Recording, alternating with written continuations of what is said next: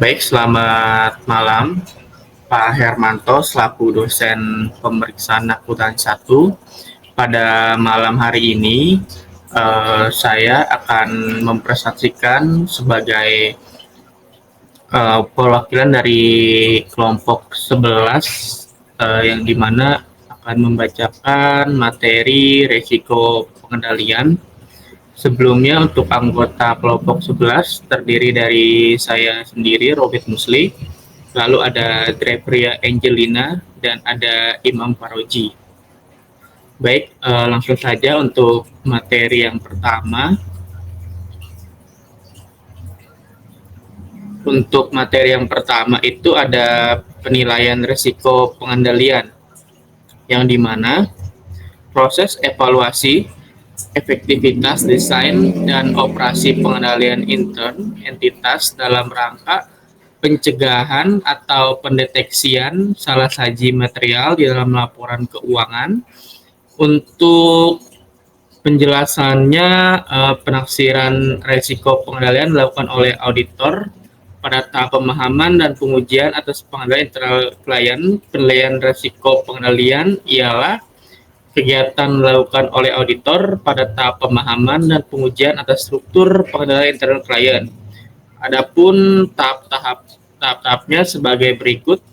Yang pertama ada pertimbangkan pengetahuan yang diperoleh dari pemahaman atas struktur pengendalian intern, lalu melakukan identifikasi salah saji potensial yang dapat terjadi dalam asersi entitas, lalu ada melakukan identifikasi pengendalian yang diperlukan untuk mencegah atau mendeteksi salah saji, melakukan pengujian pengendalian terhadap pengendalian yang diperlukan untuk menentukan efektivitas desain dan operasi struktur pengendalian internal, lalu melakukan evaluasi terhadap bukti dan membuat taksiran risiko pengendalian. Dari tahapan-tahapan tersebut, selanjutnya ada pemahaman auditor atas pengendalian internal yang digunakan oleh auditor. Yang pertama, mengidentifikasi salah saji potensial dan mempertimbangkan faktor-faktor yang berdampak terhadap risiko pengendalian, seperti apakah pengendalian yang diperlukan untuk mencegah dan mendeteksi salah saji telah desain dan dioperasikan oleh klien. Untuk penjelasan slide yang pertama demikian. Untuk slide selanjutnya ada 4 tahap proses audit atas laporan keuangan, yang dimana pertama itu ada perencanaan audit, pemahaman dan pengujian. Tahap ini melibatkan perencanaan audit, di mana auditor merencanakan pendekatan dan strategi untuk mengaudit laporan keuangan. Auditor juga memahami bisnis klien, resiko, dan lingkungan operasionalnya. Pengujian awal dilakukan untuk memahami sistem pengendalian internal dan mengidentifikasi area yang memerlukan pengujian lebih lanjut. Lalu ada pengendalian intern, yang dimana auditor mengevaluasi efektivitas internal yang diterapkan oleh klien. Tujuannya adalah untuk memastikan bahwa pengendalian internal memadai dan dapat diandalkan dalam menghasilkan laporan keuangan yang akurat. Lalu ada pelaksanaan pengujian substansif, yang dimana tahap ini melibatkan pengujian lebih lanjut terhadap saldo akun dan transaksi.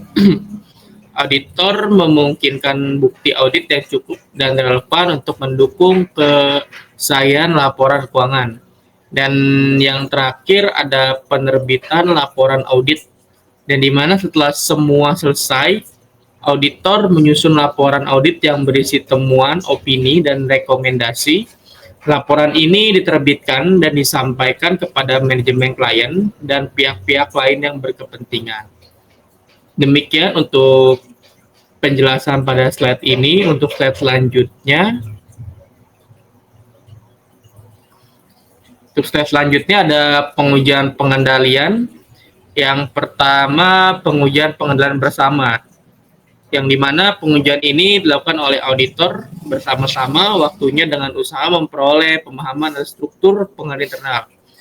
Adapun bukti yang diperoleh dari pengujian ini pada umumnya hanya menghasilkan taksiran tingkat risiko, pengendalian sedikit di bawah maksimum sampai ke tingkat yang tinggi. Lalu ada pengujian dengan yang direncanakan. Pengujian pengendalian ini dilaksanakan dalam strategi untuk mendapatkan taksiran. Awal tingkat risiko pengendalian rendah pada pengujian ini dapat memberikan bukti tentang penerapan semestinya kebijakan dan prosedur pengendalian secara konsisten. Lalu ada pengujian pengendalian tambahan, yang dimana pengujian yang dilaksanakan oleh auditor jika berdasarkan hasil pengujian pengendalian bersama yang memperlihatkan pengendalian internal yang efektif, auditor kemudian mengubah strateginya dari pendekatan terutama substansif ke pendekatan risiko pengendalian rendah. Lalu yang terakhir ada pengujian tujuan ganda, yang dimana merupakan pengujian yang desain sedemikian rupa sehingga auditor dapat mengumpulkan bukti tentang efektivitas struktur pengendalian internal sekaligus dapat mengumpulkan bukti tentang kekeliruan moneter dalam akun. Selanjutnya ada jenis pengujian pengendalian. Yang pertama, permintaan keterangan. Yang dimaksud permintaan keterangan ini melibatkan penanya atau auditor yang meminta informasi dari pihak yang relevan, seperti manajemen atau staf.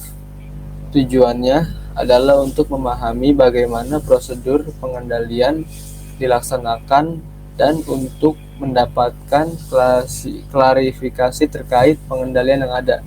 Contohnya, auditor bertanya kepada manajer keuangan tentang prosedur persetujuan untuk pengendalian yang ada. Yang kedua, pengamatan. Dalam pengujian ini, auditor mengamati proses atau prosedur yang sedang berlangsung untuk memastikan bahwa pengendalian tersebut diterapkan sesuai dengan yang dijelaskan oleh manajemen.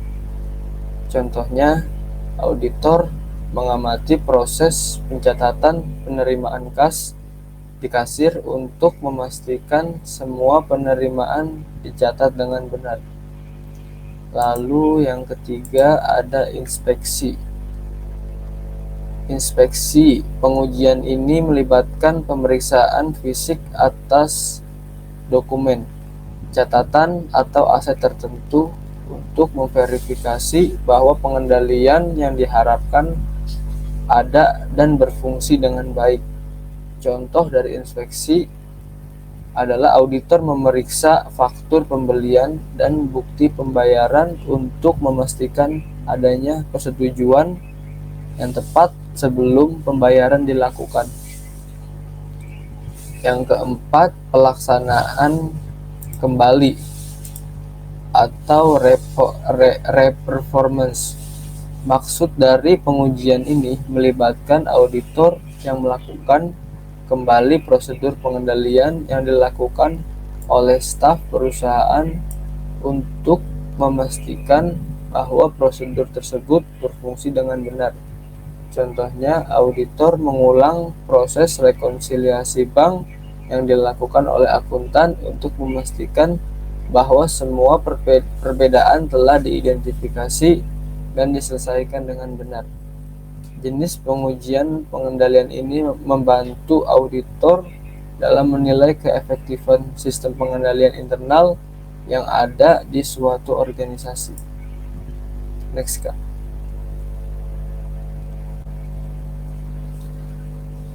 Kerjasama dengan auditor intern dalam pengujian pengendalian. Yang pertama, koordinasi audit dengan auditor intern. Auditor dapat melakukan koordinasi pekerjaan dengan auditor intern dan mengurangi jumlah lokasi atau divisi perusahaan yang akan diterapi pengujian pengendalian. Koordinasi audit dengan auditor intern maksudnya adalah proses di mana auditor ekstern bekerja sama dengan auditor intern untuk memastikan bahwa kegiatan audit dilakukan secara efisien dan efektif. Hal ini melibatkan komunikasi dan pembagian informasi antara kedua belah pihak untuk menghindari duplikasi usaha dan memastikan cakupan audit yang komprehensif. Contohnya, auditor ekstern dan auditor intern dapat mengadakan pertemuan awal untuk mendiskusikan rencana audit, berbagi temuan-temuan dari audit sebelumnya, dan menetapkan area yang akan difokuskan. Mereka juga dapat berbagi jadwal audit untuk menghindari tumpang tindih. Yang kedua, auditor intern menyediakan bantuan langsung dalam audit. Auditor independen dapat meminta auditor intern untuk memberikan bantuan langsung yang berkaitan dengan pekerjaan yang secara spesifik diminta oleh auditor independen dari auditor intern untuk menyelesaikan beberapa aspek pekerjaan auditor independen. Auditor intern menyediakan bantuan langsung dalam audit. Maksudnya, auditor intern dapat memberikan bantuan langsung kepada auditor ekstern selama proses audit. Bantuan ini bisa berupa memberikan akses ke dokumen dan catatan, membantu dalam pengujian pengendalian, atau menyediakan informasi yang relevan. Hal ini dilakukan untuk meningkatkan efisiensi audit dan memperkuat penilaian terhadap sistem pengendalian internal. Contohnya, auditor intern mungkin membantu auditor ekstern dengan menyediakan laporan audit intern sebelumnya, membantu dalam pengujian atas prosedur pengendalian tertentu, atau memberikan penjelasan mengenai kebijakan dan prosedur yang ada. Kerjasama yang baik antara auditor ekstern dan auditor intern penting untuk memastikan bahwa audit dilakukan dengan cara yang paling efektif dan efisien, mengurangi risiko kesalahan atau ketidakakuratan, dan meningkatkan kualitas hasil audit. Next, Kak.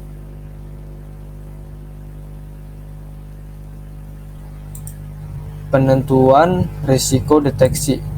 Penentuan risiko deteksi dibagi menjadi dua. Yang pertama, evaluasi atas rencana tingkat pengujian substantif. Setelah mendapat pemahaman tentang kebijakan dan prosedur struktur pengendalian intern yang relevan dan menentukan risiko pengendalian untuk asersi laporan keuangan.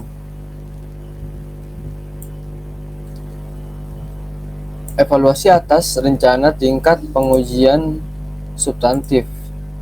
Maksudnya, evaluasi ini dilakukan untuk menilai apakah rencana pengujian substantif yang telah disusun oleh auditor sudah memadai untuk mendeteksi salah satu material dalam laporan keuangan. Pengujian substantif melibatkan pengujian detail transaksi dan saldo akun, serta pengujian analitis untuk mengumpulkan bukti yang baik, bukti yang cukup dan tepat. Contohnya, auditor meninjau rencana pengujian substantif yang mencakup verifikasi langsung atas saldo akun tertentu, pengujian dokumentasi pendukung transaksi, dan analisis variasi dari laporan keuangan untuk memastikan bahwa cakupan pengujian sudah sesuai dengan risiko yang telah diidentifikasi. Yang kedua, merevisi rencana risiko deteksi. Berdasarkan hasil evaluasi atas rencana pengujian substantif, auditor mungkin perlu merevisi rencana risiko deteksi. Risiko deteksi adalah risiko bahwa prosedur audit yang diterapkan oleh auditor tidak akan mendeteksi salah satu material yang ada dalam laporan keuangan. Jika evaluasi ini menunjukkan bahwa pengujian substantif yang direncanakan tidak cukup memadai, auditor harus menyesuaikan rencana pengujian dan mengurangi risiko deteksi. Setelah melakukan evaluasi, auditor menemukan bahwa pengujian substantif yang direncanakan tidak mencakup area dengan risiko tinggi yang memadai. Oleh karena itu, auditor memutuskan untuk menambah jumlah sampel yang diuji, meningkatkan pengujian analitis, atau mengubah metode pengujian yang digunakan untuk memastikan bahwa risiko deteksi dapat diminimalkan. Proses evaluasi dan revisi ini penting untuk memastikan bahwa audit dilaksanakan dengan efektif dan bahwa auditor dapat memberikan opini yang tepat mengenai kewajaran laporan keuangan klien. Selanjutnya ada sifat pengujian substantif. Ada 3 jenis, yaitu prosedur analitik. Prosedur analitik dapat digunakan auditor pada saat yang pertama, tahap perencanaan audit untuk mengidentifikasi bidang audit yang memiliki risiko salah saji tinggi. Yang kedua, tahap pengujian dalam proses audit sebagai suatu pengujian substantif untuk memperoleh bukti audit tentang asersi tertentu. Yang ketiga, tahap pengujian rinci sebagai prosedur audit tambahan. Dan yang terakhir, tahapan pengujian pendekatan terutama substantif atau primary substantive approach. Yang kedua, ada pengujian terhadap transaksi rinci. Pengujian terhadap transaksi rinci terutama berupa prosedur pengusutan atau tracing dan pemeriksaan bukti pendukung atau foursing. Dalam pengujian transaksi rinci ini, fokus perhatian auditor adalah menemukan kemungkinan kekeliruan atau salah saji moneter, bukan penyimpangan dari pengendalian intern. Pengujian terhadap transaksi rinci memerlukan waktu yang lebih banyak dan biaya lebih tinggi bila dibandingkan dengan prosedur analitik. Tetapi, pengujian terhadap transaksi rinci lebih rendah biayanya bila dibandingkan dengan pengujian terhadap saldo akun rinci. Yang ketiga, pengujian terhadap saldo rinci. Pengujian terhadap saldo rinci ini difokuskan untuk memperoleh bukti secara langsung tentang suatu saldo akun, bukan pendebitan ataupun pengkreditan secara individual ke dalam akun tersebut. Semakin tinggi risiko deteksi, semakin terbatas prosedur audit yang dilaksanakan oleh auditor terhadap asersi yang bersangkutan dan semakin rendah tingkat keandalan bukti audit yang diperlukan oleh auditor. Sebaliknya, semakin rendah risiko deteksi, semakin luas prosedur audit yang ditempuh oleh auditor dan semakin tinggi kompetensi bukti audit yang diperlukan oleh auditor. Selanjutnya, ada kerangka umum pengembangan program audit untuk pengujian substantif. Yang pertama, menentukan prosedur audit awal yang terdiri dari 5 langkah, yaitu yang pertama, usut saldo pos yang tercantum di dalam neraca ke saldo akun yang bersangkutan di dalam buku besar. Yang kedua, menghitung kembali saldo akun yang bersangkutan di dalam buku besar. Yang ketiga, melakukan review terhadap mutasi luar biasa dalam jumlah dan sumber posting dalam akuntansi yang bersangkutan.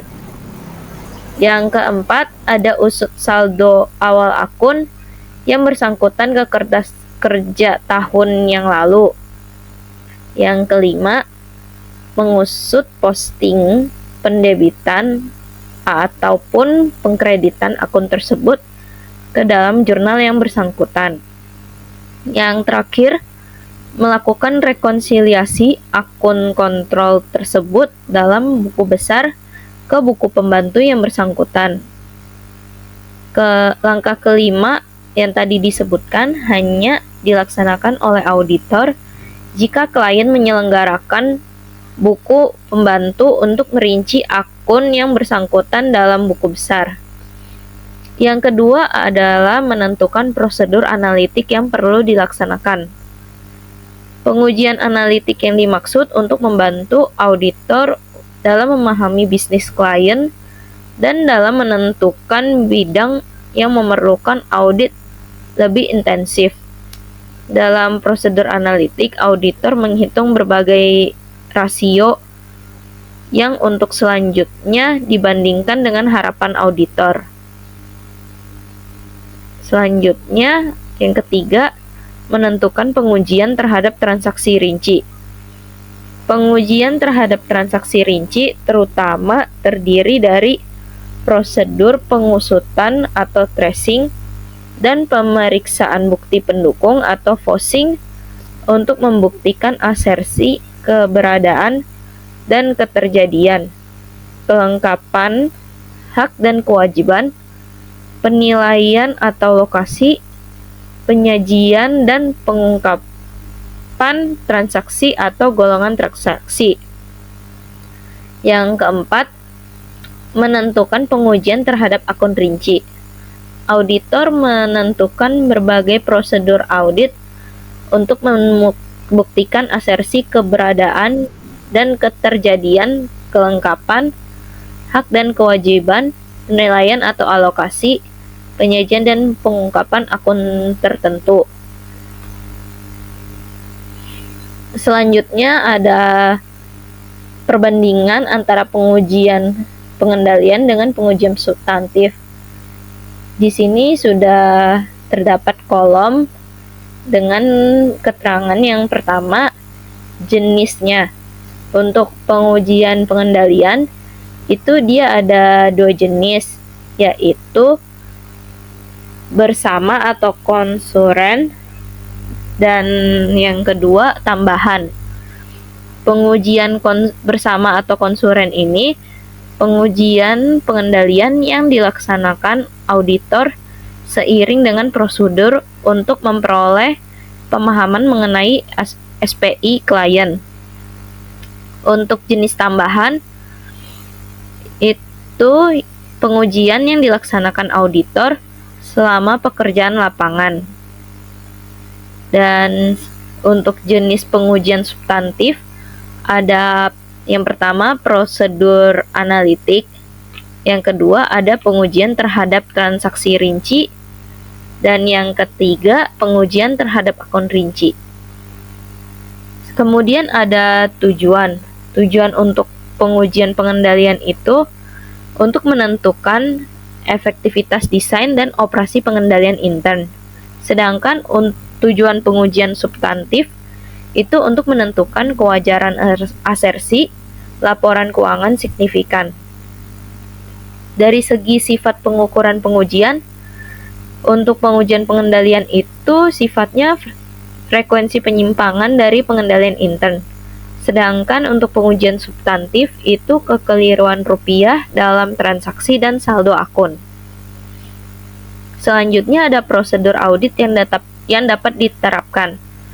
Untuk pengujian pengendalian itu, prosedur yang diterapkan itu ada permintaan keterangan, inspeksi, pelaksanaan kembali, dan teknik audit berbasis komputer.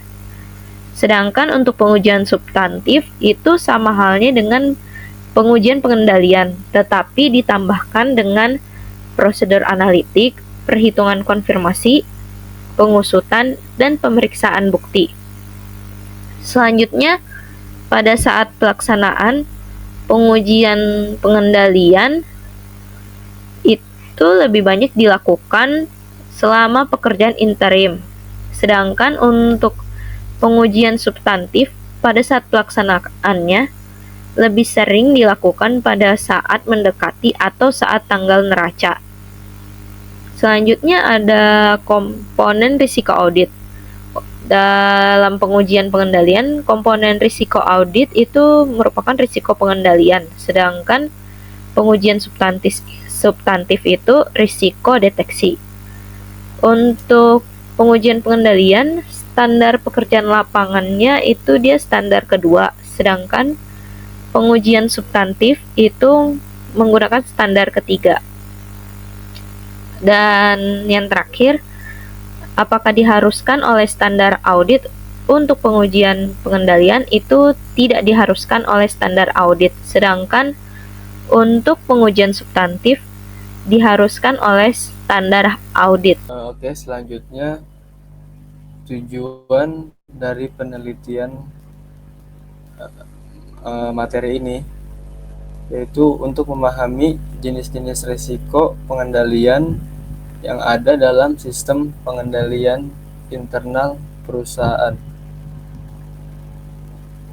untuk menganalisis bagaimana risiko pengendalian dapat mempengaruhi keakuratan laporan keuangan.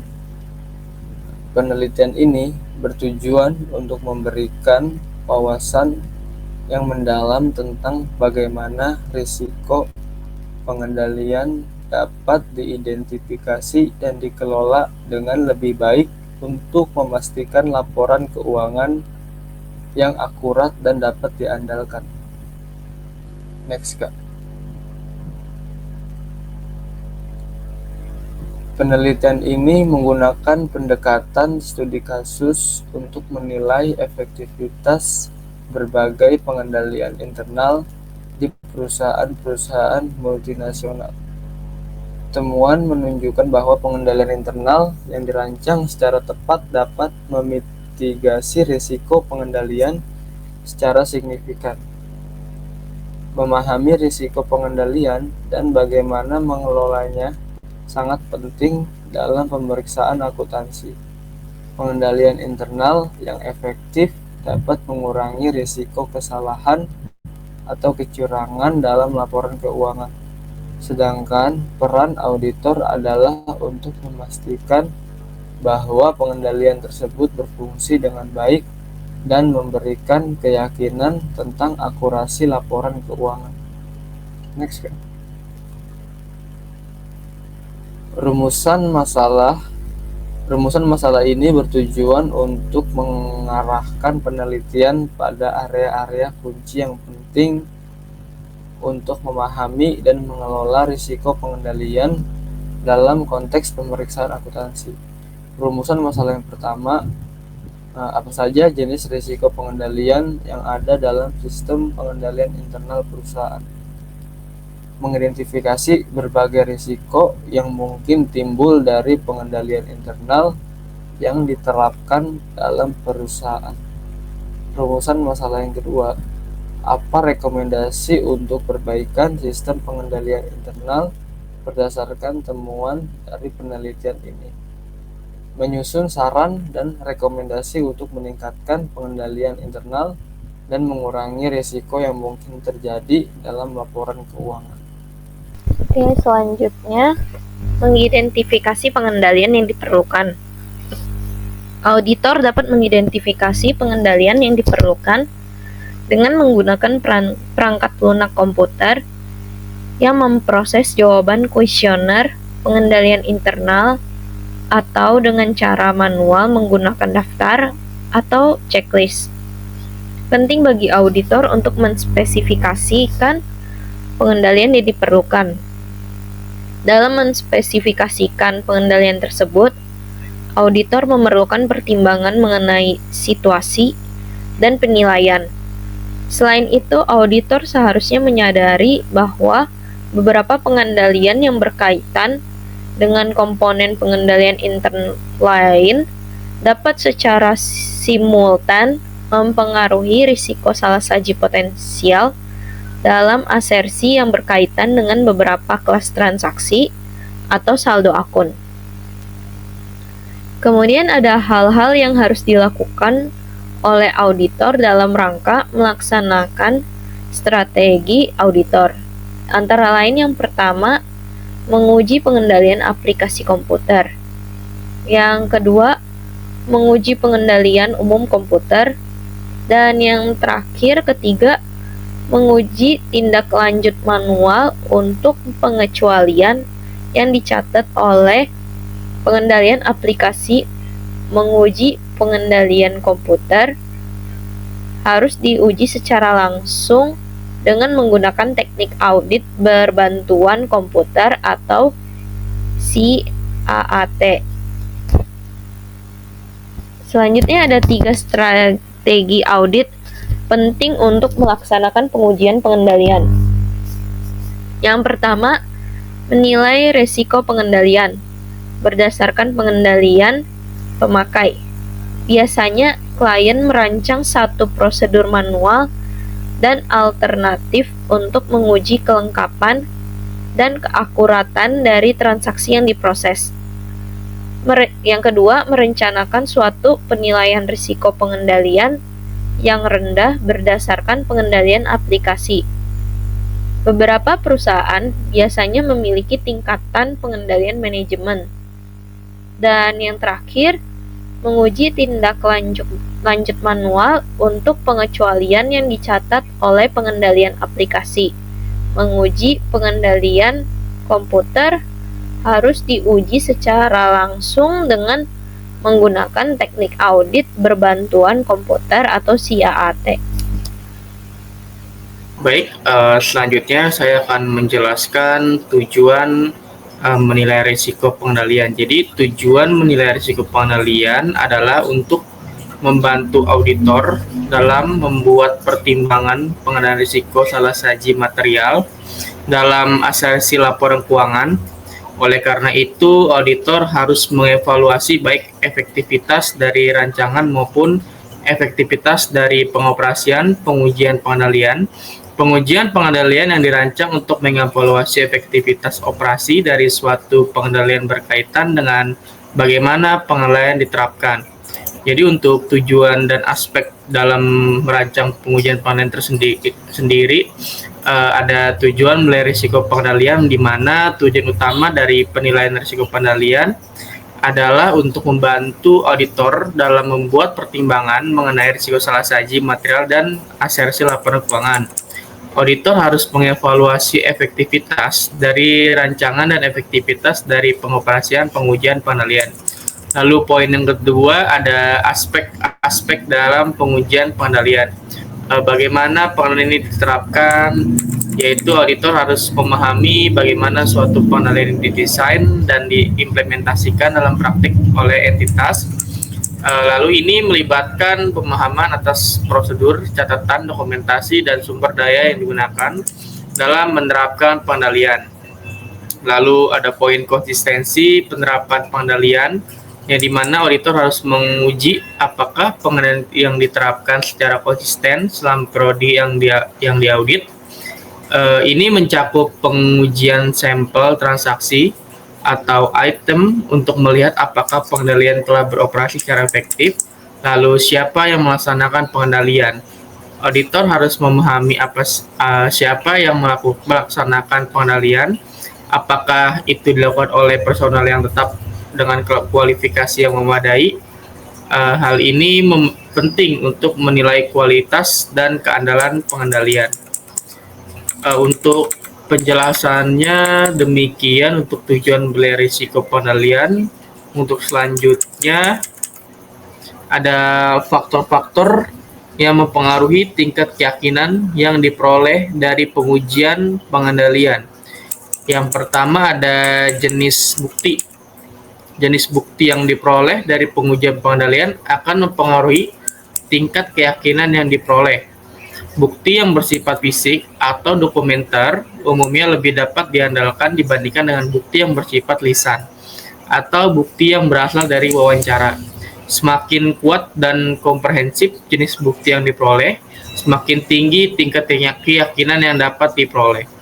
Lalu ketepatan waktu bukti, yang dimana ketepatan waktu bukti yang diperoleh juga mempengaruhi tingkat keyakinan. Bukti yang diperoleh harus relevan dengan periode yang diaudit, sehingga dapat menggambarkan efektivitas pengendalian pada periode tersebut. Bukti yang terlalu lama atau terlalu baru dapat mengurangi tingkat keyakinan yang diperoleh. Lalu yang terakhir ada keberadaan dari bukti lain. Tingkat keyakinan yang diperoleh dari pengujian pengendalian juga dipengaruhi oleh keberadaan bukti lain yang mendukung atau mempertanyakan hasil pengujian. Jika terdapat bukti lain yang konsisten dengan pengujian pengendalian, maka tingkat keyakinan yang diperoleh akan semakin tinggi. Sebaiknya, jika terdapat bukti lain yang kontradiktif, maka tingkat keyakinan yang diperoleh akan menjadi lebih rendah. Dengan mempertimbangkan faktor-faktor tersebut, auditor dapat mengevaluasi tingkat keyakinan yang diperoleh dari pengujian, pengendalian, dan penentuan apakah pengujian tersebut cukup untuk mendukung penilaian risiko pengandalian. Untuk penjelasan dari poin-poin tersebut, demikian. Untuk selanjutnya, terima kasih untuk materi malam ini. Saya rasa cukup untuk presentasi hari ini. Jika ada salah-salah kata, mohon maaf dan terima kasih.